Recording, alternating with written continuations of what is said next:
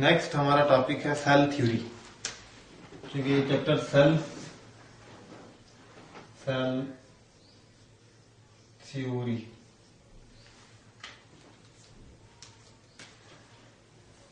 हम देखते हैं कि सेल थ्योरी क्या है, कैसे डेवलप हुई। पहले हम देखते हैं सेल थ्योरी है क्या। तो सेल थ्योरी 3 पॉइंट्स पर मुश्तमिल है, जिनमें से फर्स्ट पॉइंट ये है कि ऑल ऑर्गेनिज्म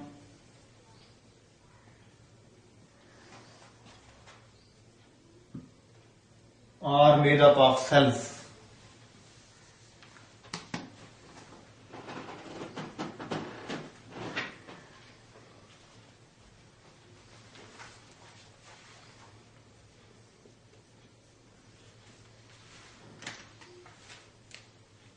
दूसरा पॉइंट है कि न्यू सेल्स, जो नए सेल्स हैं वो कहां से आते हैं। न्यू सेल्स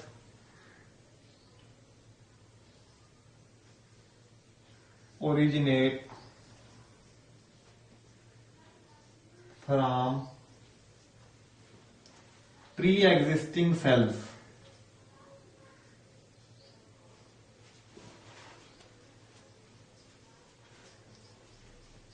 कि जो पहले से सेल्स मौजूद होते हैं उन्हीं से नए सेल्स बन सकते हैं, और कोई तरीका नहीं है नया सेल केमिकली किसी तरीके से नहीं बनाया जा सकता। और थर्ड जो पॉइंट है वो है कि cell is the basic unit of all organism.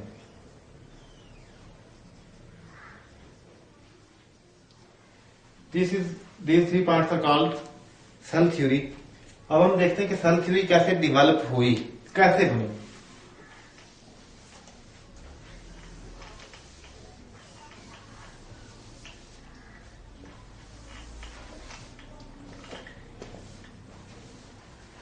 मैंने कहा था कि माइक्रोस्कोप नहीं अगर होगी तो हम सेल को देख ही नहीं सकते। तो इसका मतलब है कि जब माइक्रोस्कोप नहीं थी तो सेल्स नहीं देखे जा सकते थे। सबसे पहला जो सेल देखा गया है वो 1665 में रॉबर्ट हुक ने ऑब्जर्व किया। 1665 में रॉबर्ट हुक नामी साइंटिस्ट, जो कि असल में बायोलॉजिस्ट नहीं था, ये केमिस्ट्री का माहिर था, मैथमेटिक्स का भी और फिजिक्स का भी, तो केमिस्ट था। उसने सबसे पहले ऑब्जर्व किया कॉर्क सेल। कॉर्क को ऑब्जर्व कर रहा था माइक्रोस्कोप में, जो उसने खुद बनाई थी, उसे चेक कर रहा था। तो उसने देखा कि वहां पे हनीकम लाइक स्ट्रक्चर नजर आ रही है उसे।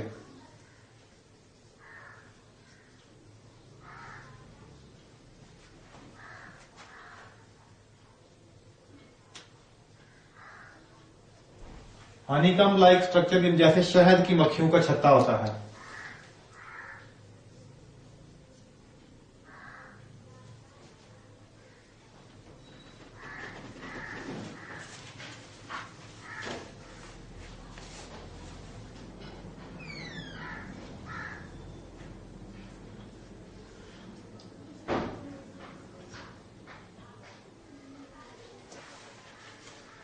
उसमें बहुत से छोटे छोटे कंपार्टमेंट्स उसको नजर आ रहे थे इस तरह।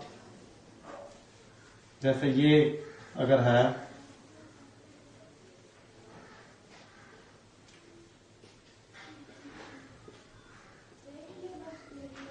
छोटे छोटे खाने नजर आ रहे हैं उसको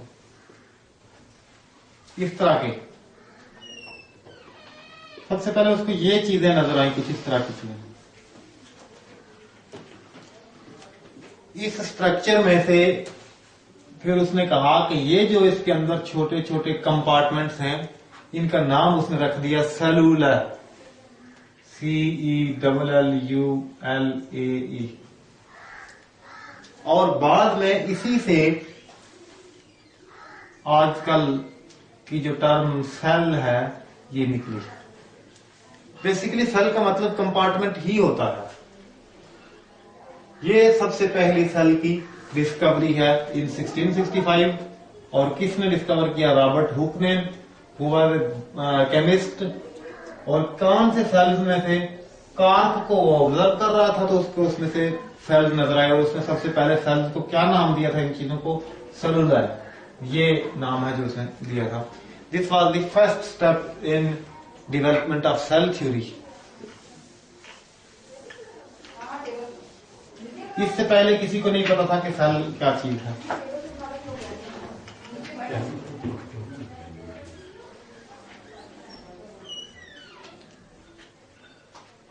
थोड़ा अर्सा बाद इससे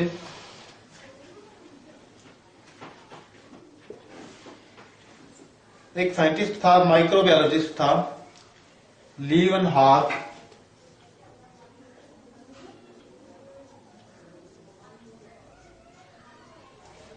He was observing drinking water upon water under microscope। Actually ये माइक्रोबायोलॉजिस्ट था और वो चेक करना चाहता था कि क्या ये कोई चीजें, कौन सी चीजें हैं जो इंसान को बीमार करती हैं। पानी में कोई जरासीम वगैरह या इस तरह की कौन सी चीज हो सकती है। तो he observe small living cells, observe living cells first time. Cork cells were not living cells. तो इसने देखा कि पानी में छोटी छोटी कुछ इस तरह की वही सेल टाइप चीजें हैं जो मूव कर रही हैं इधर इधर इधर उधर। तो ये कोई माइक्रो प्रोटोजोन्स हुए होंगे या कोई माइक्रो ऑर्गेनिजम्स हुए होंगे। तो Leeuwenhoek was the first person to observe living cells and he observe the living cells in pond water. ये सेकंड स्टेप था।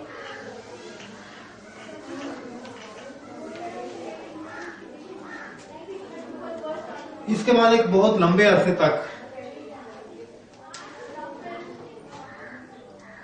सेल्स या सेल थ्योरी पर किसी ने कोई तवज्जो नहीं दी और सेल पे कोई रिसर्च नहीं हुई, यहां तक कि 1809 में तकरीबन 120 साल बाद या 130 साल बाद लामार्क जो एक बहुत वेल नोन साइंटिस्ट है,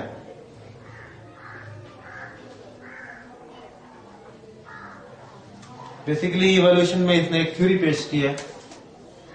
ये इवोल्यूशनिस्ट है। इसका मतलब है कि इवोल्यूशन का साइंटिस्ट है एक, लेकिन इसने सबसे पहले ये प्रोपोज किया था कि कोई भी चीज सेल्स के बगैर जिंदा नहीं रह सकती। इसने कहा था कि नो बॉडी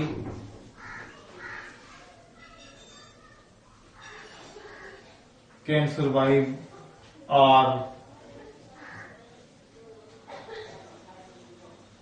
विदाउट सेल्स और टिश्यूज। सेल्स के ग्रुप्स को टिश्यूज कहते हैं। तो इसने कोई चीज ऑब्जर्व नहीं की थी, बल्कि ये डायरेक्टली सेल को देखा वगैरह नहीं है, लेकिन इसने ये एक नजरिया पेश किया था, theory. This was a theory. Next जो उसके बाद स्टेप आया वो इससे तकरीबन 20 साल की या 21 साल के बाद 1831 में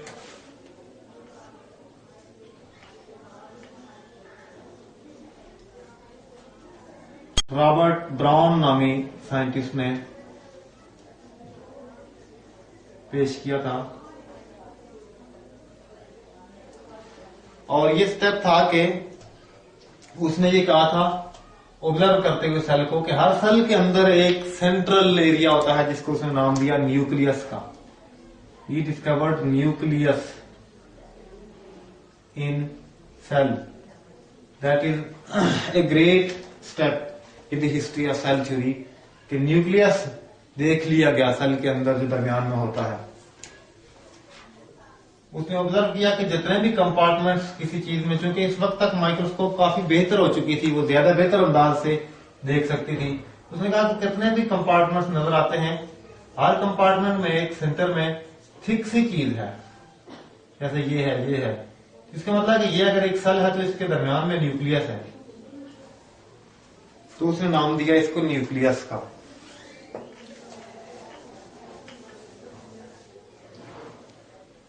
इसके थोड़ा ही अरसा बाद सेल थ्योरी का एक इंपॉर्टेंट स्टेप सामने आया, जब जर्मन साइंटिस्ट स्लेडन ने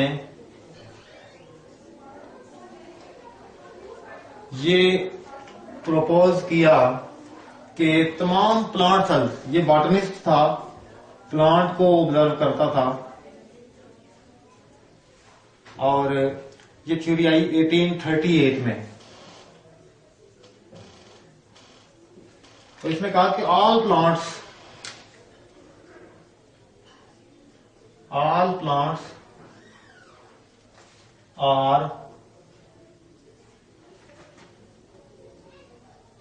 मेड अप ऑफ सेल्स। जैसा कि मैंने कहा कि ये एक साइंटिस्ट था, बॉटनिस्ट था, ये डिफरेंट प्लांट्स पे काम करता था, तो इसने हर टाइप के प्लांट्स को ऑब्जर्व करके देखा, मगर इसको यही पता चला कि सब के सब पार्ट, जो भी प्लांट है उसका जो भी पार्ट हम लें तो उसके अंदर सेल जरूर है, जिससे इसने ये थ्योरी बनाई कि all plants are made up of cells.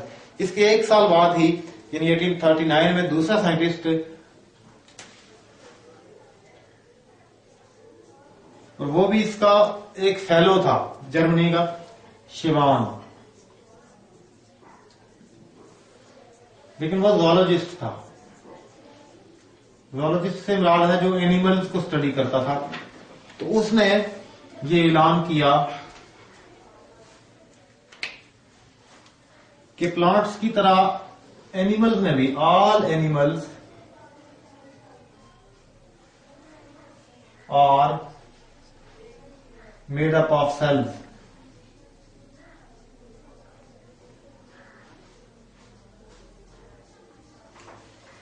जब इन दोनों लोगों ने अपने ऑब्जर्वेशंस को जमा किया,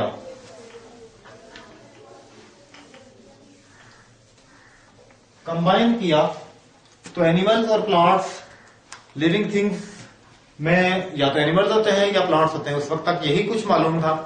तो इन दोनों ने अपने ऑब्जर्वेशन को जब कंबाइन किया तो तब जाके सेल थ्योरी का पहला पॉइंट बन गया। तो सेल थ्योरी का पॉइंट बना, इन दोनों को कंबाइन करके इन्हीं दोनों साइंटिस्ट ने मुश्तरका तौर पे सेल थ्योरी पेश की थी, और पॉइंट ये पेश किया था कि ऑल लिविंग ऑर्गेनिज्म, क्योंकि इन्होंने पहले ही चेक कर लिया था कि सारे प्लांट्स और सारे एनिमल्स में सेल होता है, इन्होंने कहा कि all plants and all organisms, all living organisms are made up of sales.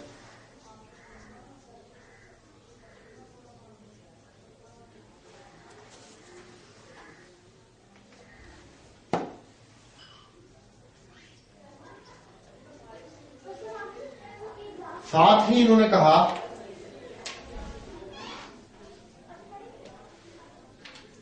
कि सेल्स आर, ये cell is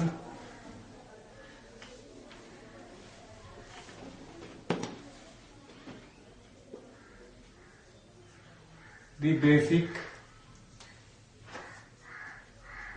unit of all living organisms।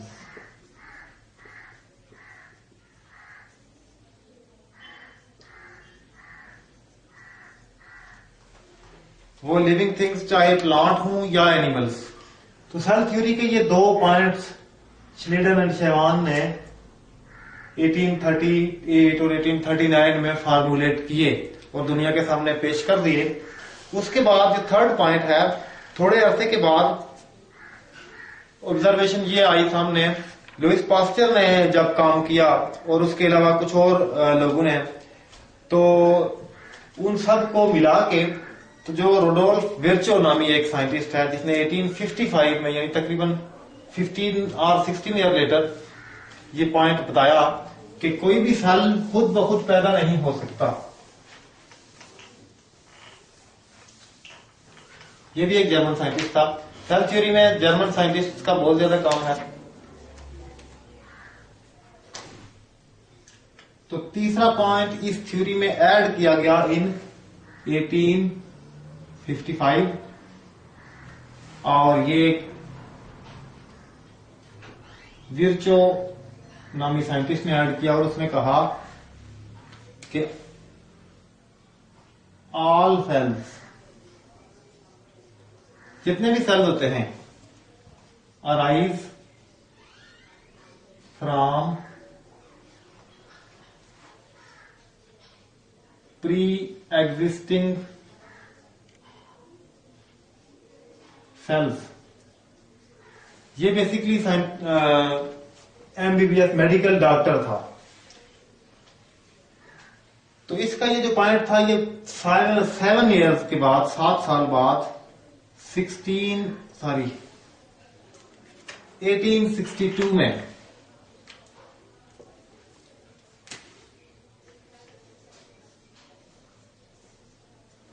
Pasture ने, लुइस पास्चर बहुत मशहूर मरूफ फ्रेंच साइंटिस्ट है, पास्चर ने एक्सपेरिमेंटली प्रूव किया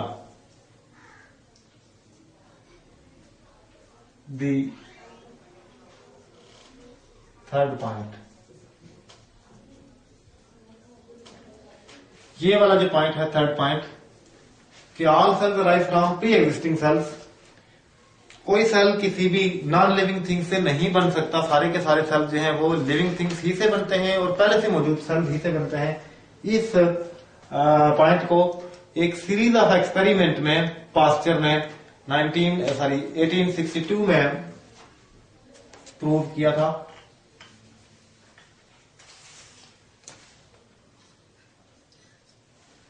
और थ्योरी ऑफ ए बायोजेनेसिस को भी उन्हीं एक्सपेरिमेंट्स में इसने रिजेक्ट किया था और प्रूव किया था बायोजेनेसिस की थ्योरी को। यही थ्योरी थी बायोजेनेसिस की, बायोजेनेसिस, जिसमें इसने ये साबित किया था कि all living things arise from living things, कि लिविंग थिंग कभी पैदा नहीं हो सकती किसी नॉन लिविंग थिंग से, बल्कि सारी की सारी लिविंग थिंग्स ही से पैदा होती हैं, पेरेंट्स से पैदा होती हैं। उससे पहले दुनिया में ये थ्योरी भी काम करती थी कि some living things can arise from non living things, यानी कुछ कीड़े मकोड़े, हशरात, तितलियां वगैरह, मक्खियां, ये सारी की सारी वैसे ही जमीन से पैदा हो जाती हैं, मिट्टी से या पत्थर से। तो पास्चर ने सबसे पहले ये प्रूव किया था 1862 में, और इसके साथ ही ये थर्ड पॉइंट भी प्रूव हो गया था कि सेल्स ही से पैदा होते हैं, किसी और चीज से नहीं पैदा होते। तो अब जो हमारे पास सेल थ्योरी है उसमें ये 3 पॉइंट्स हैं जिनको हम पहले ही बयान कर चुके हैं और अभी हमने देखा कि ये किस तरह से इवॉल्व हुई, हिस्टोरिकल बैकग्राउंड क्या है इसका। आखिर में कुछ चीजें, कुछ एक्सेप्शनल केसेस हैं जिनको हम पहले भी इस सिलेबस में डिस्कस कर चुके हैं। हम डिस्कस कर चुके हैं कि वायरस एक चीज है जिसे हम लिविंग थिंग कहा जाता है बाज़ औक़ात। उसके बाद दूसरी चीज है प्रियान्स, प्रियान, और तीसरी चीज है वायराइड।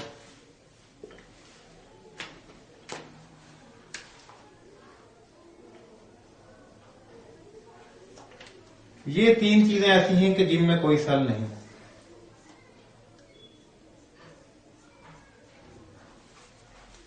लेकिन इनको सब साइंटिस्ट लिविंग नहीं मानते।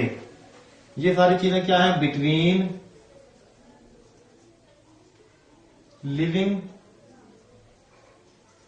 And non living. ये वायरस में सिर्फ डीएनए या आरएनए होता है प्लस प्रोटीन। ये 2 मॉलिक्यूल्स होते हैं इसमें, जबकि प्रियान्स में सिर्फ और सिर्फ प्रोटीन्स होती हैं, कुछ भी नहीं है इनमें, ओनली प्रोटीन्स। और वायराइड्स में सिर्फ और सिर्फ डीएनए या आरएनए होता है, प्रोटीन भी नहीं होती। तो इनमें से किसी में भी सेल नहीं होते। अलबत्ता लिविंग थिंग की कुछ कैरेक्टरिस्टिक्स इनमें होती हैं, और वो कैरेक्टरिस्टिक्स क्या है कि इन सब में रिप्रोडक्शन हो सकती है। रिप्रोडक्शन कब होती है? जब ये किसी लिविंग थिंग के अंदर चले जाते हैं, इन लिविंग सिस्टम। ये चीज हम पहले डिस्कस कर चुके हैं कि वायरस जब तक किसी सेल में दाखिल नहीं होगा उस वक्त तक उसकी रिप्रोडक्शन नहीं हो सकती, यानी उस वक्त तक वो नॉन लिविंग रहेगा। वो एक वायरस से दो वायरसेस नहीं बन सकते। और इसी तरह से प्रयान्स भी, ये प्रोटीन्स हैं, एक प्रयान से दूसरी प्रयान बन जाती है, लेकिन कब बनती है? जब ये किसी लिविंग थिंग के अंदर चला जाता है। और ऐसे ही वायराइड भी, ये सब डीएनए आरएनए ही होते हैं और कुछ भी नहीं होता है इनमें। लेकिन ये जब किसी लिविंग थिंग में चले जाते हैं तो एक वायराइड से दूसरा वायराइड बन जाता है। तो नेक्स्ट हम इंशाल्लाह शुरू करेंगे स्ट्रक्चर ऑफ सेल्स। ये हिस्ट्री ऑफ सेल थ्योरी यहां पे खत्म होता है हमारा। सेल हमारा चैप्टर है। आज के टॉपिक में हम डिस्कस करना है सेल, उसके अंदर मौजूद स्ट्रक्चर और उनमें से हर स्ट्रक्चर के मुख्तलिफ फंक्शंस, कि सेल किन किन चीजों पर मुश्तमिल होता है, किस किस चीज से मिलकर बना होता है, सेल्स कितनी किस्मों के होते हैं, और सेल्स में क्या फर्क होता है, और इसके अंदर मौजूद मुख्तलिफ जो चीजें हैं वो सारी की सारी क्या क्या फंक्शन परफॉर्म करती हैं और क्या क्या होती हैं। तो basically cells are of three types. हम लोग पहले डिस्कस कर चुके हैं कि सेलुलर ऑर्गेनाइजेशन का जब हमने चैप्टर पढ़ा था तो हमने ये देखा था कि सेल्स जो होते हैं, कुछ सेल्स प्रोकैरियोटिक होते हैं और कुछ यूकैरियोटिक। बेसिकली तो दो टाइप्स हैं, प्रोकैरियोटिक सेल्स और यूकैरियोटिक सेल्स।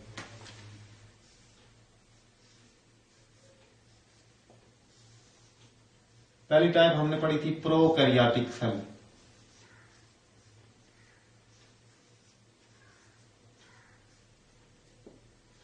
हमने ये कहा था कि प्रोकैरियोटिक सेल वो हैं जिनमें कोई मेम्ब्रेन बाउंडेड ऑर्गेनेल मौजूद नहीं होता।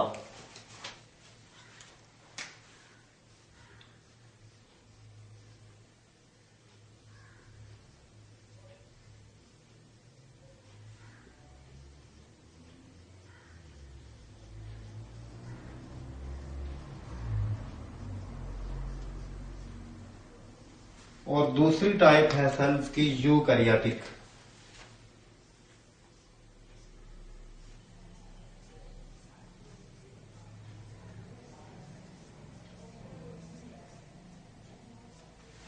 यूकैरियोटिक वो सेल्स होते हैं जिनमें वेल डिफाइंड ऑर्गेनेल्स होते हैं और वेल डिफाइंड न्यूक्लियस होता है।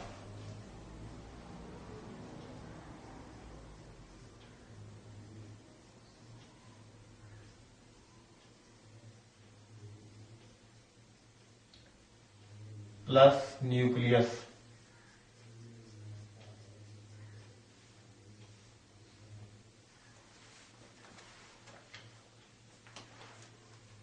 तो इन दो टाइप ऑफ सेल से कई किस्म के ऑर्गेनिज्म बनते हैं।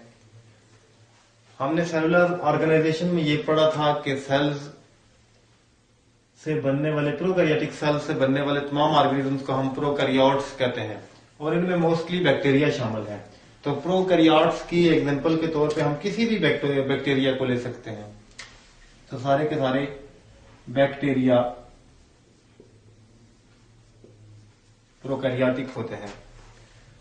कोई से दो चार बैक्टीरिया के हमने नाम ले सकते हैं, जैसे स्ट्रेप्टोकोकस निमोनिया, विब्रियो कॉलरा, ये हैजे का एक बैक्टीरिया है, हैजा या कॉलरा काज करने वाला, या फिर स्ट्रेप्टोकोकस पायोजीन्स। कुछ एग्जांपल लिखता हूं।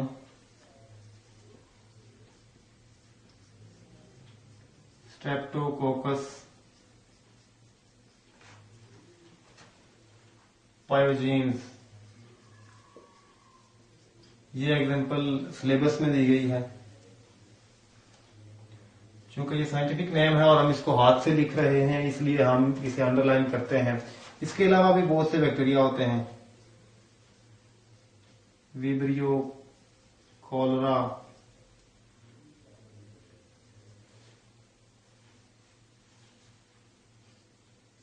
माइकोबैक्टीरियम ट्यूबरकुलोसिस,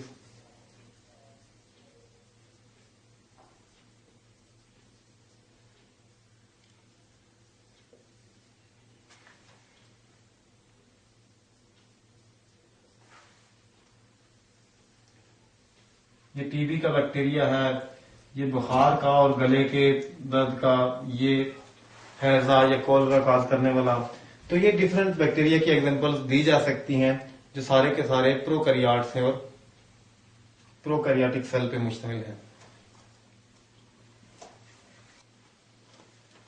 तो बैक्टीरिया की बहुत सी एग्जांपल्स दी जा सकती हैं, जैसे स्ट्रेप्टोकोकस पायोजीन्स है, हमने कहा कि ये बुखार और गले का दर्द काज करने वाला बैक्टीरिया है। विब्रियो पोलरा है जो हैजा काज करता है या कोलरा, और माइकोबैक्टीरियम ट्यूबरकुलोसिस है जो टीबी का बैक्टीरिया है, टीबी काज करने वाला बैक्टीरिया है। तो ये सारी की सारी एग्जांपल्स हैं प्रोकैरियोटिक सेल की, यानी इन सारे बैक्टीरिया में प्रोकैरियोटिक सेल होता है। यूकैरियोटिक कई किस्म के सेल होते हैं।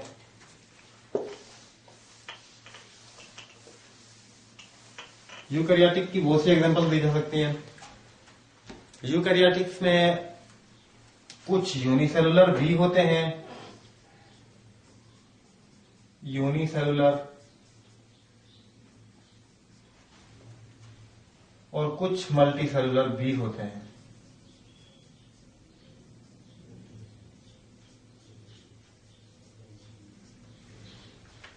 यूकैरियोटिक यूनिसेलुलर की एग्जांपल एक क्लियर एग्जांपल यीस्ट है जो एक फंजाई है और ये यूनिसेलुलर है।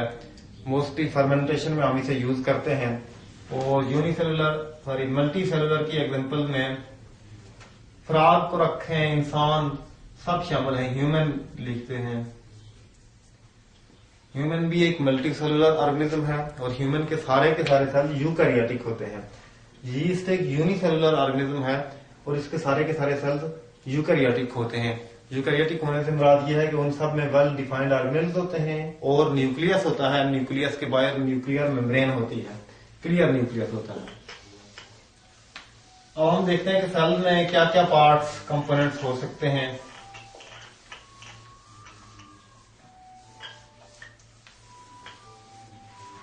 एक तो सेल का ये डिफरेंस था कि सेल या तो प्रोकैरियोटिक होते हैं या यूकैरियोटिक।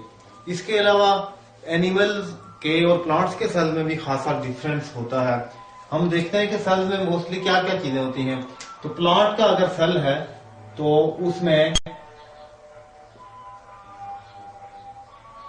सबसे पहले सेल वॉल होती है,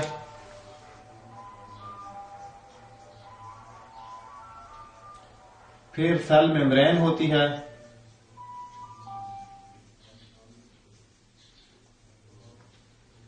उसके बाद बड़ा पार्ट साइटोप्लाज्म है। साइटोप्लाज्म फ्लूइड सी चीज है जो सेल के अंदर भरी हुई होती है और इस साइटोप्लाज्म के अंदर बहुत सी चीजें होती हैं जिनमें सबसे प्रोमिनेंट न्यूक्लियस होता है। प्लांट का सेल हो तो वैक्यूल,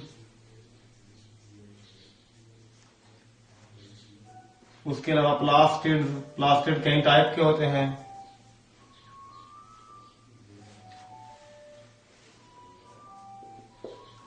उसके बाद माइटोकॉन्ड्रिया,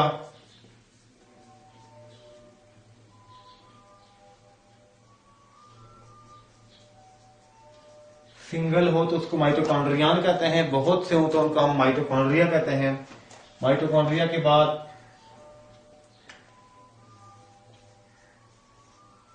गाल्जी बॉडीज होती हैं या गाल्जी बॉडी।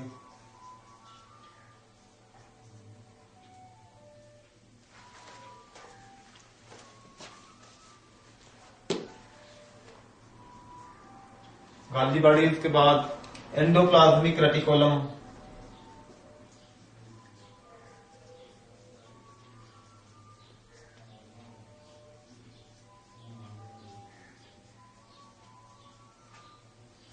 और उसके बाद सेल का स्केलेटन होता है जिसे हम साइटोस्केलेटन कहते हैं। इनमें बहुत सी चीजें ऐसी हैं। फिर राइबोसोम्स होते हैं,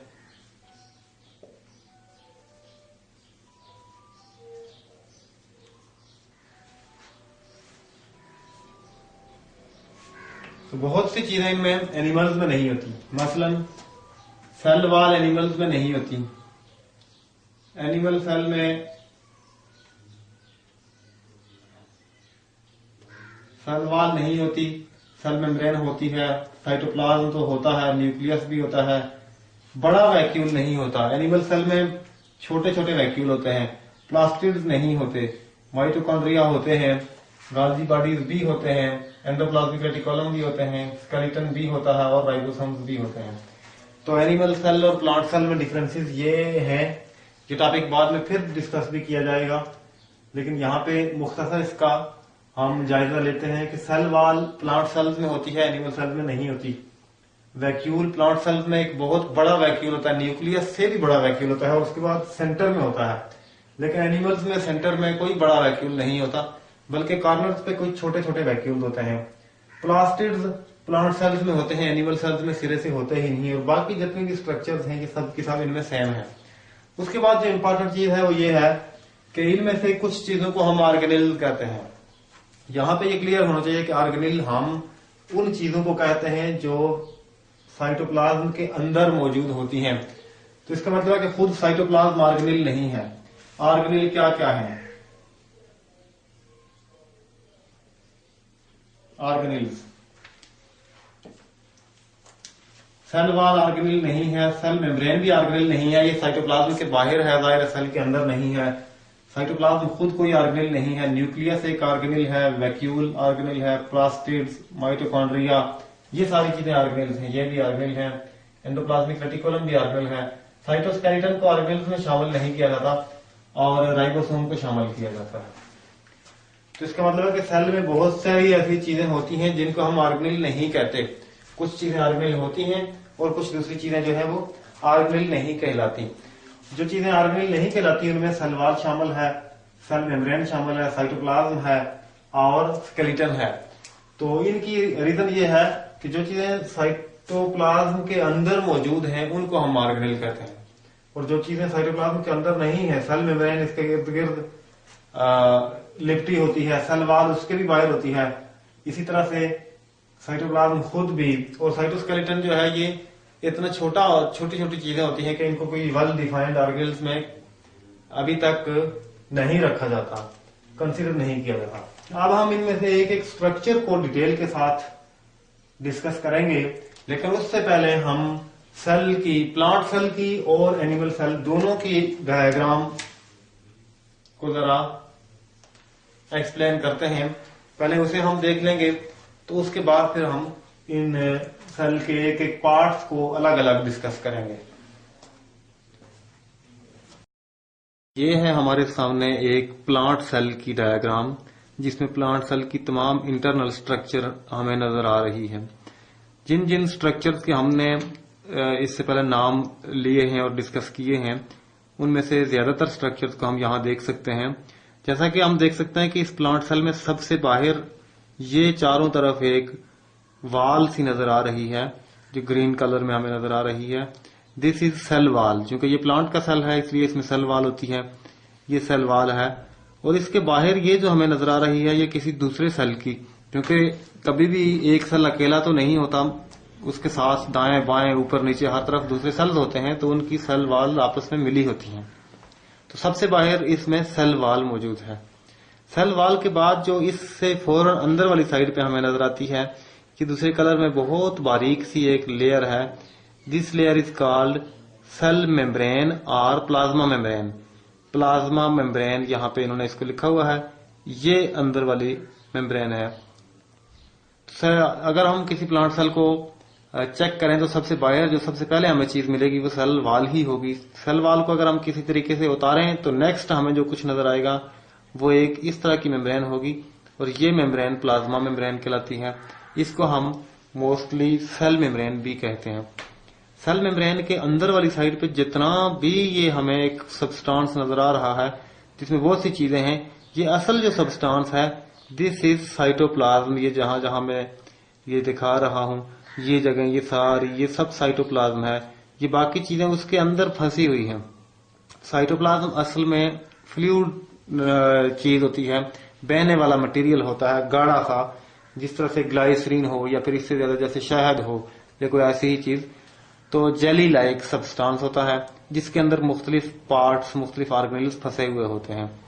साइटोप्लाज्म में हम देख सकते हैं कि ये प्लांट सेल में सबसे सेंटर में सबसे ज्यादा बड़ा जो ऑर्गेनेल नजर आ रहा है, ये ऑर्गेनेल, दिस इज वैक्यूल। जैसा कि मैंने कहा था कि प्लांट सेल्स में के सेंटर में एक बहुत बड़ा वैक्यूल होता है जो कि एनिमल सेल्स में हमें नजर नहीं आएगा ऐसे। इस वैक्यूल का काम ये होता है कि जब एक्स्ट्रा वाटर वगैरह प्लांट के अंदर घुस जाता है सेल के अंदर, तो वो वैक्यूल उसको अपने अंदर अब्जॉर्ब कर लेता है ताकि ये वाली चीजें मुतासर ना हो। वैक्यूल के बाद हमें जो चीज ज्यादा प्रोमिनेंट नजर आ रही है वो है न्यूक्लियस। तो एनिमल सेल में तो सेंटर में होता है, लेकिन प्लांट सेल में ये हम देख सकते हैं कि ये न्यूक्लियस है। ये अंदर जो ये दायरा है ये असल में न्यूक्लियस है। न्यूक्लियस के अंदर भी कुछ चीजें हमें नजर आ सकती हैं हम अगर ताकतवर माइक्रोस्कोप से देखें। और वो कौन कौन सी चीजें होंगी? सबसे पहले न्यूक्लियस के जो बाहर की मेम्ब्रेन होती है, ये मेम्ब्रेन, न्यूक्लियस के बाहर भी एक मेम्ब्रेन होती है, ये कलर की जो है, इसको हम कहते हैं न्यूक्लियर इनवेलप या न्यूक्लियर मेम्ब्रेन। फिर न्यूक्लियस के सेंटर में एक डेंस सा दाना सा होता है, ग्रेन्यूल सा होता है, इसे हम कहते हैं न्यूक्लियोलस। और ओवरऑल ये सारे का सारा न्यूक्लियस होता है। और इसके अंदर क्रोमोसोम्स होते हैं जिनको हम यहाँ पे नहीं देख सकते इस डायग्राम में। किसी और डायग्राम में जो ज्यादा क्लियरली दिखा रही होगी, जो ज्यादा ताकतवर माइक्रोस्कोप से देखी जाएगी, ली जाएगी, उसमें हम क्रोमोसोम्स को भी देख सकते हैं। न्यूक्लियस के बाहर हमें ये एक नेटवर्क नजर आ रहा है इस तरह का, ये कुछ मेम्ब्रेन्स, कुछ चैनल्स सी नजर आ रही हैं। All these are called endoplasmic reticulum. हमने पढ़ा था कि एंडोप्लाज्मिक रेटिकुलम एक सेल का बहुत इंपॉर्टेंट पार्ट होता है। एंडोप्लाज्मिक रेटिकुलम की दो टाइप्स होती हैं और उनमें से एक होती है स्मूथ एंडोप्लाज्मिक रेटिकुलम और एक होती है रफ एंडोप्लाज्मिक रेटिकुलम। यहाँ पे आप देख सकते हैं कि रफ एंडोप्लाज्मिक रेटिकुलम ये दिखाई जा रही है। ये रफ एंडोप्लाज्मिक रेटिकुलम इसलिए इसको रफ कहते हैं कि इसकी सरफेस पे छोटे छोटे दाने होते हैं और उन दानों को हम राइबोसोम्स कहते हैं, वो इसके साथ अटैच होते हैं। स्मूथ एंडोप्लाज्मिक यहाँ पे ये दिखाई जा रही है इस साइड पे, ये चूंकि इस पे कोई दाना राइबोसोम लगा हुआ नहीं है इसलिए इसे स्मूथ एंडोप्लाज्मिक रेटिकुलम कहते हैं। इसके बाद जो पार्ट हम ज्यादा क्लियरली देख सकते हैं वो है ये ग्रीन कलर में हमें एक बहुत बड़ा सा ये पार्ट है, ये पार्ट है, यहाँ पे ये मौजूद है, इधर भी मौजूद है। ये जो चीजें पड़ी हुई हैं, this is chloroplast. Chloroplast is a type of plastid. हमने पहले पढ़ा था कि प्लास्टिड की काफी टाइप्स होती हैं। क्लोरोप्लास्ट इज असल में क्लोरोप्लास्ट क्या है? ये एक प्लास्टिड की टाइप है। प्लास्टिड प्लांट्स में होते हैं। ये चीज भी हमें एनिमल सेल में नजर नहीं आएगी। इसके बाद हमें यहाँ पे इसी की शेप के लेकिन इससे छोटे ऑर्गेनेल नजर आ रहे हैं, जिनमें से एक ये नजर आ रहा है, एक ये मौजूद है, एक इस कोने में यहाँ पे मौजूद है और एक यहाँ पे मौजूद है। These parts are called mitochondria. और माइटोकॉन्ड्रिया एनिमल सेल में भी नजर आते हैं और प्लांट सेल में भी।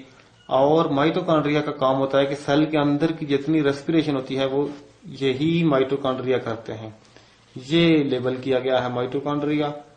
और इस तरह का एक माइटोकॉन्ड्रिया ये है और ये माइटोकॉन्ड्रिया के बाद इसमें हमें ये कुछ एक नेटवर्क सा वैसा ही नजर आ रहा है जैसा कि एंडोप्लाज्मिक रेटिकुलम था। ये यहाँ से ये कुछ मेम्ब्रेन है, ये एक दूसरे के साथ एक रखी हुई हैं तरतीब के साथ। दिस इज गाल्जी बॉडी और गाल्जी कॉम्प्लेक्स। इसको हम गाल्जी कॉम्प्लेक्स भी कहते हैं। इसमें सेल की कुछ चीजें बनती हैं, कुछ एंजाइम्स, हार्मोन्स एटसेट्रा। गाल्जी बॉडीज के बाद हम यहाँ पे लिखा हुआ राइबोसोम्स। तो राइबोसोम्स यहाँ पे कहाँ कहाँ वाक़या है? राइबोसोम ये जो छोटे छोटे हमें दाने नजर आ रहे हैं, ये बहुत तादाद में इस साइटोप्लाज्म के अंदर, यहाँ पे इधर इन एरियाज में। और फिर यहाँ मैंने आपको बताया था कि रफ एंडोप्लाज्मिक रेटिकुलम के साथ अटैच्ड भी इस तरह के ब्लैक आपको डार्ट्स नजर आ रहे हैं। These are actually ribosomes. और राइबोसोम्स का ये काम होता है कि इनके अंदर प्रोटीन्स बनती हैं, प्रोटीन सिंथेसाइज होती हैं। दिस इज नॉट राइबोसोम, ये क्लोरोप्लास्ट है। राइबोसोम वो दाने हैं जो हमें साइटोप्लाज्म के अंदर मुख्तलिफ जगहों पे नजर आ रहे हैं। उसके बाद कुछ चीजें हैं जो कि असल में ऑर्गेनेल नहीं होते, जिनमें हम देख सकते हैं ये प्लाज्मोडेस्माटा है। प्लाज्मोडेस्माटा असल में सेल वॉल के अंदर ये छोटे छोटे स्मॉल पोर्स होते हैं, या यूं समझ लें कि ये इसके अंदर के वो दरवाजे हैं जिनसे एक सेल का साइटोप्लाज्म दूसरे सेल के साइटोप्लाज्म के साथ जुड़ा होता है। These are the structures which interconnect one cytoplasm to other cytoplasm, मतलब एक सेल से दूसरे सेल के साथ कनेक्शन इनके जरिए से होता है। यहाँ से गुजर जाते हैं, यहाँ पे मौजूद होते हैं, तो इधर से ये साइटोप्लाज्म गुजर के उधर चला जाता है। और ये जो साइटोप्लाज्म, ये जो प्लाज्मोडेस्माटा है, इनकी वजह से मुख्तलिफ सेल्स आपस में इंटरचेंज करते हैं अपने केमिकल्स, यानी एक सेल में से कुछ केमिकल्स उधर जा सकते हैं और उधर से कुछ केमिकल्स इधर आ सकते हैं। तो उसके अलावा सेल के अंदर साइटोस्केलेटन होता है, जिसका मैंने जिक्र किया था कि साइटोस्केलेटन जैसे ये हमें तार सी नजर आ रही है, ये नजर आ रही है, फाइबर्स होते हैं यहाँ पे सेल के अंदर जिन्होंने सेल को सहारा दिया होता है, सेल की मुख्तलिफ स्ट्रक्चर्स को अपनी जगह पे कायम रखते हैं। जिस तरह से किसी भी बॉडी में, इंसान में हड्डियां होती हैं जो कि इंसान का स्केलेटन है, इसी तरह से एनिमल्स में हड्डियां होती हैं, बोन्स होती हैं जो उनका स्केलेटन है। किसी बिल्डिंग में पिलर्स होते हैं और उसकी दीवारें होती हैं जो उसका स्केलेटन है, जो उसको सपोर्ट करते हैं, जो उसकी शेप को मेंटेन रखते हैं। उसी तरह से सेल्स में साइटोस्केलेटन होता है, और साइटोस्केलेटन में माइक्रोट्यूब्यूल्स और माइक्रोफिलामेंट नामी चीजें मौजूद होती हैं। उसके बाद हमें छोटे छोटे वेसिकल्स भी कई जगहों पे नजर आ रहे हैं, जैसा कि ये एक छोटा सा ब्लू सा वेसिकल है, ये एक मौजूद है, ये मौजूद है, ये मौजूद है। ये इनकी डिफरेंट टाइप्स हैं, ये कोई एक नहीं होता। इनमें बाज लाइसोसोम्स होते हैं, बाज पैराक्सिसोम्स होते हैं, बाज को गाल्जी वेसिकल्स कहते हैं। इन सब का काम ये होता है कि इनमें मुख्तलिफ सेक्रीशंस और सेल के मुख्तलिफ प्रोडक्ट्स स्टोर होते हैं, और वो फिर कुछ चीजें इनमें से एक्सपोर्ट होती हैं, सेल में से बाहर निकाली जाती हैं, और बात चीजें सेल के अंदर ही काम करती हैं। बात चीजें बाहर से आने वाली चीजों को पकड़ के इनगल्फ कर लेती हैं, यानी उनको खा जाती हैं और उनको हजम करने में मदद देती हैं। तो ये है एक प्लांट सेल की ओवरऑल डायग्राम। प्लांट सेल के बाहर सबसे इंपॉर्टेंट बात यह है कि प्लांट सेल के बाहर सेल वॉल होती है और इसके सेंटर में एक बहुत बड़ा वैक्यूल होता है। ये पहचान है प्लांट सेल की। और तीसरी चीज अगर इसमें देखी जाए तो तीसरी जो पहचान होती है वो ये वाले प्लास्टिड्स होते हैं। अभी हम थोड़ी देर में एनिमल सेल का मुशाहिदा करेंगे तो हम देखेंगे कि वहां पे ये तीन चीजें हमें नजर नहीं आएंगी। ये पूरे सेल की डायग्राम है। हमने अभी जो डिस्कस किया है गाल्जी बॉडीज और एंडोप्लाज्मिक रेटिकुलम सबसे पहले हमने देखा था, तो यहां से दोबारा से हम देख सकते हैं कि ये न्यूक्लियस है और इस न्यूक्लियस के साथ साथ जुड़े हुए ये एंडोप्लाज्मिक रेटिकुलम। फर्स्ट जो हमने टाइप पढ़ी थी रफ एंडोप्लाज्मिक रेटिकुलम, आप देख सकते हैं कि ये इसके ऊपर छोटे छोटे ग्रेन्यूल्स बहुत बड़ी तादाद में लगे हुए हैं, यही सारे राइबोसोम्स हैं। और इनका जो नेटवर्क है एंडोप्लाज्मिक रेटिकुलम का, ये पूरे न्यूक्लियस के चारों तरफ हर तरफ फैला हुआ है। इसके साथ ही फिर हम देख सकते हैं, ये देखें ये नेटवर्क है और जुड़े हुए हैं ये एक दूसरे के साथ। और फिर हम ऊपर वाली साइड पे देख सकते हैं ये स्मूथ एंडोप्लाज्मिक रेटिकुलम नजर आ रहे हैं जिन पे कोई राइबोसोम नहीं है, इसलिए ये स्मूथ है।